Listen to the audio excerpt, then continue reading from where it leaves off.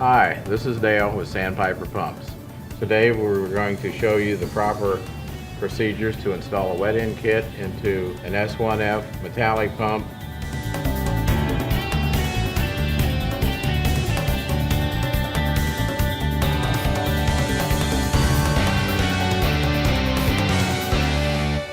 The procedures you're about to see also coincide with the G1F. We're going to utilize Sandpiper genuine parts today.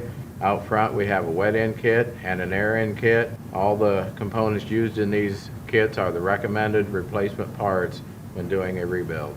The rebuild you are going to see is accurate in man, method, and machine. For video purposes, some phases of the work performed have been condensed in time. If at any point in time you feel you need to pause this video to get caught up, please feel free to do so. Identifying which kit is required for your repair has become easier on newer pumps with the permanently affixed metal serial number tag that now indicates the wet end and air end kit information for the pump. Kit information can also be found in the service and operating manual. Sandpiper genuine replacement parts, wet end and air end kits provide a bill of material for the components included in the kit. All items included in the kits are components that Sandpiper recommends replacing when rebuilding a pump. The pump we are using today is an example of the ease of kit installation. Always consult your respective service and operating manual before performing any maintenance on your pump. Service and operating manuals include composite repair parts drawings, repair parts list, and torque specifications. The pump we are using in this presentation has been built new and is considered easier to work with than a pump that has been in a process. Additional time may be required for removal of outer chambers and some of the castings in this unit. These are the recommended tools used with this rebuild. While the sizes may change based on the model, the type will remain the same. Torque wrench, ratchet, small slotted screwdriver, needle nose pliers, sockets and/or wrenches, 1/2 inch, 9/16 inch, 5/8 inch. Let's get started. For video purposes, we'll be using a 3/8 inch cordless impact gun. Begin by removing the discharge manifold. Once the cap screws are removed, we can now remove the discharge manifold. Once the manifold is removed, we remove the discharge balls and the seats. Set these items off to the side. We can now roll the pump upside down, setting it on the outer chambers. We can now get to the cap screws securing the suction manifold into place. Remove the manifold cap screws and the manifold. Remove the seats. You can roll the unit over and remove the suction check balls.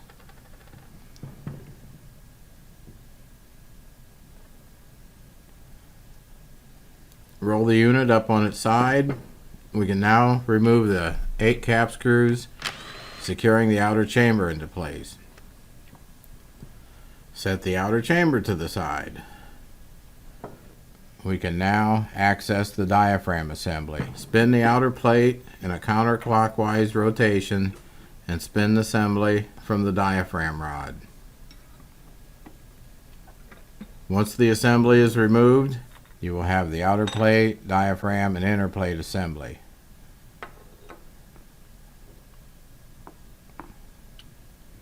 Remove the diaphragm bumper from the diaphragm rod. Roll the unit up on its side. Again, removing 8 cap screws to remove the opposite outer chamber. Once the chamber is removed, we can now push the diaphragm rod through the intermediate assembly and remove the second diaphragm assembly. Next, we need to disassemble the diaphragm assembly. Today we will use a vise with soft jaws. Soft jaws are utilized to ensure that the shaft is not scarred, scratched, or damaged while the shaft is clamped in the vise. Clamp the diaphragm rod into a vise. Turn the diaphragm assembly counterclockwise to remove the assembly from the diaphragm rod. Remove the bumper. Once these are removed, you can remove the diaphragm rod from the soft jaws. At this time, you can inspect the shaft for any scars, scratches, or deformities in the shaft. We are now ready to install our wet end kit. Remove the diaphragms, check balls, and seats from the package.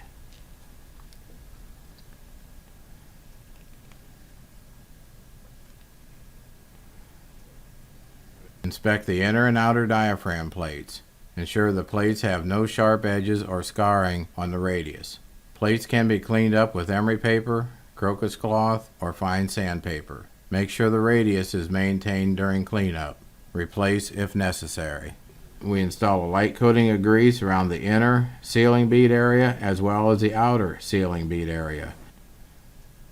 The side that says install this side out has the natural bulge of the diaphragm out. That usually goes towards the product side. Slide the diaphragm down onto the stud of the outer diaphragm plate.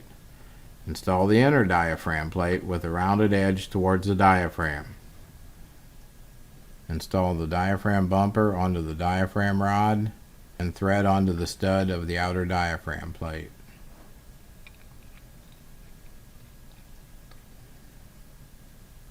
Once this assembly is threaded together, we need to check the inside radiuses of our intermediate for any imperfection and dress up accordingly.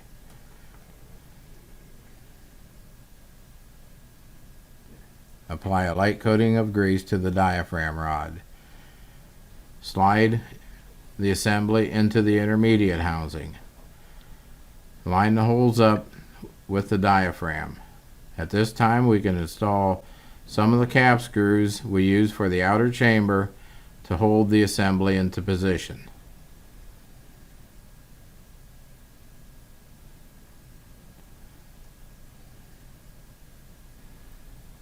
Once these are installed, we can roll the assembly over, install the bumper, and ready our second assembly for installation.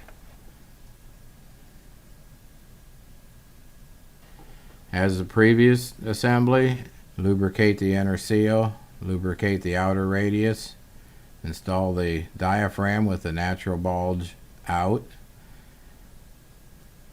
install the inner diaphragm plate with the radius towards the diaphragm. For easier installation, we want to invert the diaphragm. This assembly can easily be installed into the intermediate and catch the diaphragm shaft and spin on in a right hand clockwise position. Once snug down to the shaft, we now need to align the diaphragms to the bolt holes in the intermediate. Never go backwards on this assembly. Always tighten in a clockwise position and align the hole to the next hole ahead of you, so the hole in the diaphragm lines up with the hole in the intermediate. Once aligned properly, you can remove the cap screws from the opposite side. Now we are ready to install our outer chamber. Inspect the outer chamber for casting integrity. Inspect the machine faces and radius of the chamber for damage or material buildup. Scarring, scratches, or material buildup can be cleaned up using emery cloth, crocus cloth, or fine sandpaper. The discharge side of the chamber should be up towards the serial number plate. Install the 8 cap screws to secure the outer chamber into position.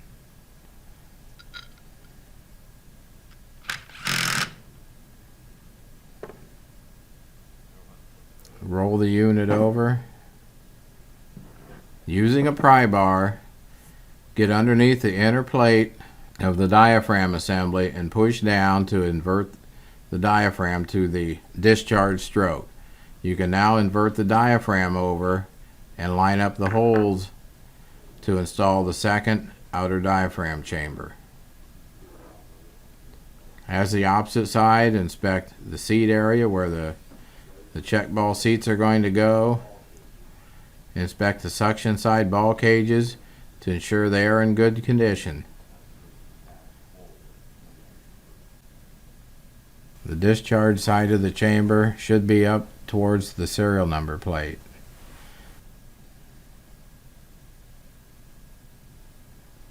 Install the 8 cap screws securing the outer chamber into place. Once these are installed into place, roll the unit over so the suction side of the pump is up towards you. Install the suction balls. Install the suction seats. Seats can go in either way. There's no up, no down. They can go in either direction. We're now ready to install the suction manifold. Inspect the face of the manifold where the seats go for integrity. The suction manifold can go on in either direction per customer specifications.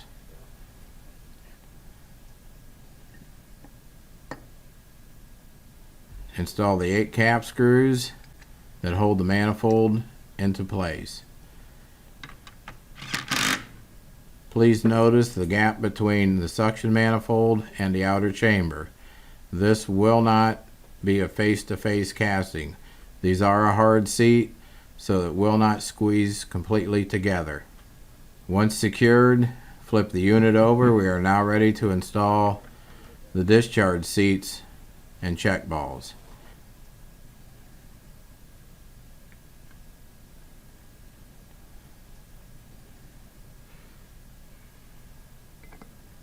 Orientation of the manifold is based on the process's requirements and may be installed in either direction. Inspect the discharge manifold, the ball cages to ensure that they are in good condition, they are not worn or any sharp edges. Install the 8 cap screws and secure the manifold into position.